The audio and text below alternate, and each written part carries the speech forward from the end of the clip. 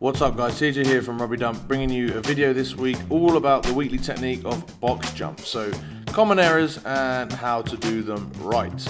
Box jumps are a great way of building explosive power. It's a good starting point on starting your jump training. It's easier on the body than doing regular jumps and bounds and the like, and all you really need is a box, or you don't even need a box, you just need something to jump on, and then you're pretty much set for doing box jumps. Real easy movement, really beneficial. But what the box jump isn't is it's not a good speed development tool, because when you're developing speed, you're trying to project your force horizontally, especially for rugby when we're doing acceleration. You're trying to do as much horizontal power as possible, not necessarily vertical. Now, you'll see a lot of really powerful guys show really good box jumps, really high box jumps, and that's impressive, but that's more of a result of the power that they've already built. Now, it's also not a guarantee of triple extension. As you can see here from my demo, my foot can already reach above the box anyway, so I can actually just jump without extending at my hips, my knees and my toes. So I can actually almost jump off my heels, or I can jump without extending my hips. Okay, next point is that box jumps aren't a great conditioning tool. If you're doing box jumps and you're really tired, you're not going to get the power benefit whatsoever. You need to be doing them fresh in order to get a power benefit.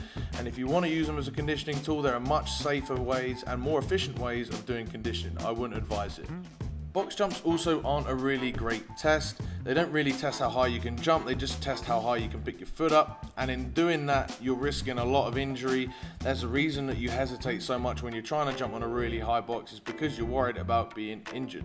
Then when you finally do pluck up the courage to jump on that high box, what you do is you develop poor mechanics, probably because you're so concerned about the height of the box. So I wouldn't use box jumps as a test, because you are hugely risking your injury and you're learning poor mechanics.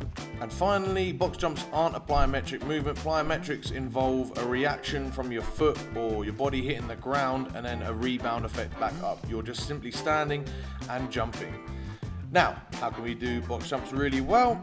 We can dip and then drive as high as we can with the use of an arm swing. We want to make sure that we reach full extension, and we want to land appropriately. So what I mean by landing appropriately is landing softly on the box like you're jumping on a table of glass.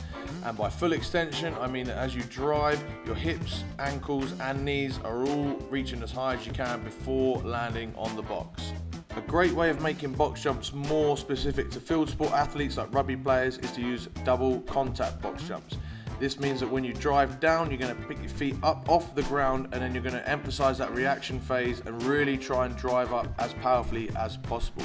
It's much more rugby specific, but other than that, everything is the same as before. So you're going to just dip, and as you dip, you're going to pick your feet up and then drive back onto the box. Thank you for watching, guys. Hopefully this helps. Use this movement in your training if it fits your goals. Remember, you are training, not testing. So don't just jump on as high a box as possible. Make sure you emphasize the movement. And if you have any questions, please comment below.